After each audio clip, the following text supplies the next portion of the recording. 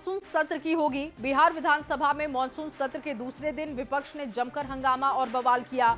SIR के खिलाफ विपक्ष ने विधायकों से बहस की और बहस करने की बजाय कुर्सी और टेबल तोड़ने की भी कोशिश हो गई। स्पीकर बार बार समझाते रहे लेकिन विपक्ष ने एक नहीं सुनी। बिहार में अब कुर्सी की लड़ाई कैसे कुर्सी फेंकने पर आ गई है, आपको दिखाते हैं।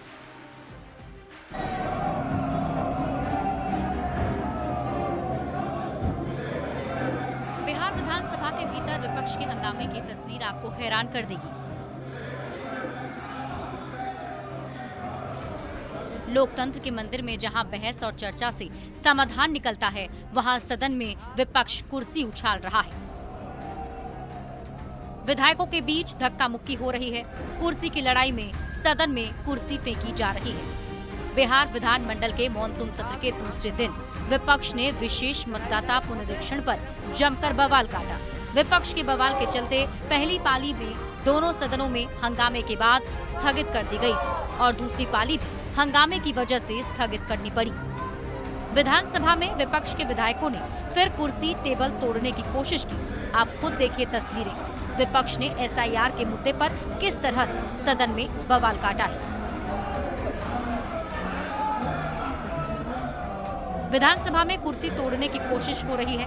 विधायक कुर्सी और टेबल के साथ कुश्ती कर रहे हैं।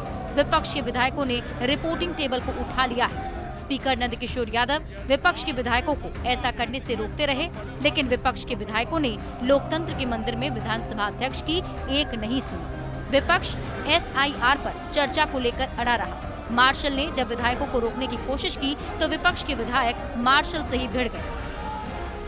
विधानमंडल के मानसून सत्र में विपक्ष को बोलने की इजाजत दी गई थी, लेकिन बोलने के बजाय वो सदन के वेल में पहुंच गए और हंगामा खड़ा कर दिया।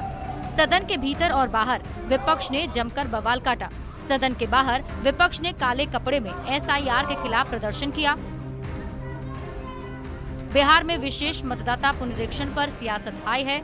विपक्ष के विधायक हर हाल में एसआईआर पर बहस चाहते हैं। इस बीच दिल्ली में सुप्रीम कोर्ट में ईसी की तरफ से हलफनामा दायर किया गया। निर्वाचन आयोग ने कोर्ट में बिहार में जारी एसआईआर का बचाव किया। निर्वाचन आयोग ने बताया, एसआईआर के तहत 90% से अधिक मतदाताओं ने नामांकन फॉर्म भर दिए हैं। आयोग गरीब, हाशिए पर मौजूद वर्गों पर विशेष ध्यान दे रहा है। इस अभियान का उद्देश्य ये सुनिश्चित करना है कि कोई भी मतदाता सूची से छूटे नहीं। ईसीआई ने कहा, आधार को 11 दस्तावेजों की सूची में शामिल नहीं किया गया क्योंकि ये भारत के संविधान के अनुच्छेद 326 के तहत मतदाता की पात्रता साबित करने में मदद नहीं करता। ईसीआई ने ये भी स्पष्ट किया है कि उपलब्ध कराई गई दस्तावेजों की सूची संकेतात्मक है, न कि अंतिम। आयोग ने ये भी कहा, ये पहला मौका है जब सभी राजनीतिक दलों ने इतनी बड़ी संख्या में भागीदारी की है। ये पहल जनता के भरोसे को बहाल करने की कोशिश है।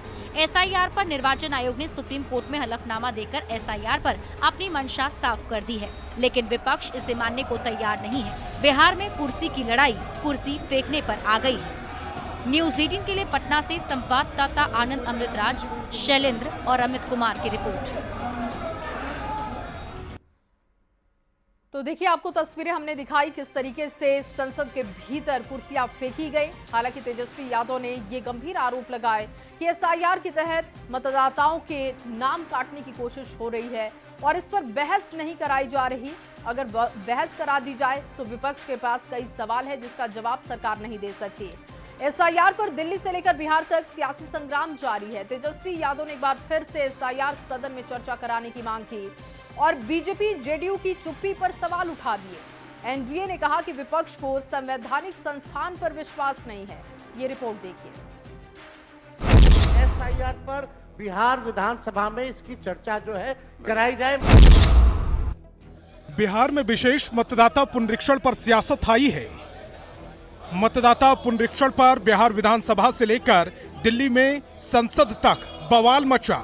एसआईआर के खिलाफ दिल्ली से लेकर पटना तक विपक्ष प्रदर्शन कर रहा है। बिहार विधानसभा में हंगामा और बवाल के बाद नेता प्रतिपक्ष तेजस्वी यादव ने बिहार में मतदाता पुनरीक्षण पर एक बार फिर चर्चा करने की मांग की।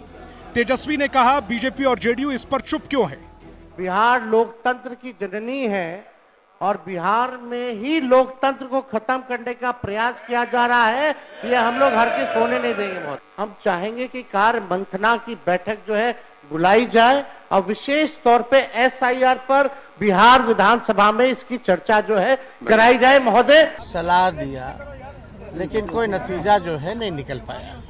लोगों में कंफ्यूजन है और किस तरीके से चुनाव आयोग का पूरा प्रोसेस जो है फॉर्म साइन करके अंगूठा लगा के अपलोड कर रहे हैं। 11 ऐसे डॉक्यूमेंट्स हैं जो गरीबों के पास नहीं है।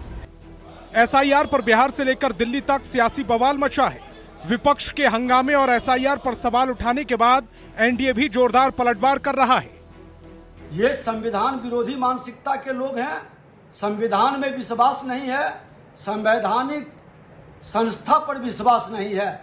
किसी भी पिछड़े दलित समाज या कोई सामान्य जो भारत का नागरिक है वो किसी का मतदाता सूची से नाम नहीं कटेगा। इलेक्शन कमीशन को अधिकार है मतदाता सूची के पुनरीक्षण का। एक बात सिर्फ उनको सुनिश्चित करना चाहिए, जो उस वक्त भी हमने कहा था कि फर्जी मतदाताओं का नाम जितना भी हो कट जाए, लेकिन एक भी जेन्युइन मतदाता का नाम न कटे। क्यों कर रहे हैं ये? कोई एक नाम निकाल करके दिखाए कि उसके पास था पेपर, वो जेन्युइन वोटर था, उसको डिनाई कर दिया गया।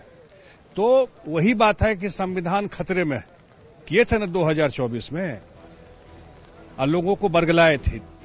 विपक्ष एक तरफ सदन में चर्चा करने की मांग कर रहा है, दूसरी तरफ सदन में हंगामा और बवाल कर रहा है। एसआईआर पर निर्वाचन आयोग सुप्रीम कोर्ट में अपना मकसद साफ कर चुका है। ऐसे में क्या एसआईआर विपक्ष के लिए केवल और केवल सियासी मुद्दा है? Bureau report, news 18। और चलिए आगे बढ़ते हुए आपको एक बड़ी खबर देते हैं। एसआईआर पर बीजेपी नेता अमित मालवीय का विपक्ष पर वार सामने आ चुका है। एसआईआर के मुद्दे पर अमित मालवीय ने विपक्ष को घेरा है। एसआईआर से विपक्ष को परेशानी क्यों है, ये सवाल पूछा विपक्ष से। सब ठीक है तो एसआईआर से डर क्यों रहे हैं? अगर किसी भी तरीके की गड़बड़ी नहीं है तो फिर डरने की क्या जरूरत है? ये सवाल भी अमित मालवीय की तरफ से विपक्ष से किया गया है। भारत कोई धर्मशाला तो नहीं, भारत में नागरिकता मुफ्त में नहीं बढ़ती, ये बात समझनी होगी। और अगर निर्वाचन आयोग काम कर रहा है तो फिर उसका सम्मान करना होगा। विपक्ष हर बात में सवाल क्यों कर रहा है? बिहार में एसआईआर के आंकड़े चौंकाने वाले हैं। देखिए 96.23% मतदाता कवर हो चुके हैं और 5.56% मतदाता अब तक अपने पते पर नहीं मिले, यानी जो है नहीं, विपक्ष उन्हें भी वोट दिलाना चाहता है। और इसको लेकर उन्होंने सवाल किया कि इसका जवाब देना चाहिए कि आखिर विपक्ष ऐसा क्यों करना चाहता है। बिहार में चल रही एसआईआर प्रक्रिया से विपक्षी दलों को इतनी परेशानी क्यों हो रही है? अगर सब कुछ ठीक है तो जांच से डरना नहीं चाहिए। अररिया, पूर्णिया और किशनगंज का जिक्र करते हुए उन्होंने कहा कि ऐसे जिले जहां पर 125% आबादी को आधार कार्ड कैसे जारी हो गया? चुनाव आयोग ने साफ कहा है कि इनमें से अधिकांश लोग बाहरी हैं। भारत कोई धर्मशाला नहीं, यहाँ नागरिकता मुफ्त में नहीं बढ़ती। वोट देने का अधिकार सिर्फ भारतीय नागरिकों को है, घुसपैठियों को बिल्कुल इसका अधिकार नहीं। सच्चाई ये है कि जो नेता सालों से बांग्लादेशियों और घुसपैठियों के नाम पर वोट बैंक की राजनीति करते आए, अब वही इस सत्यापन प्रक्रिया से घबराने लगे हैं।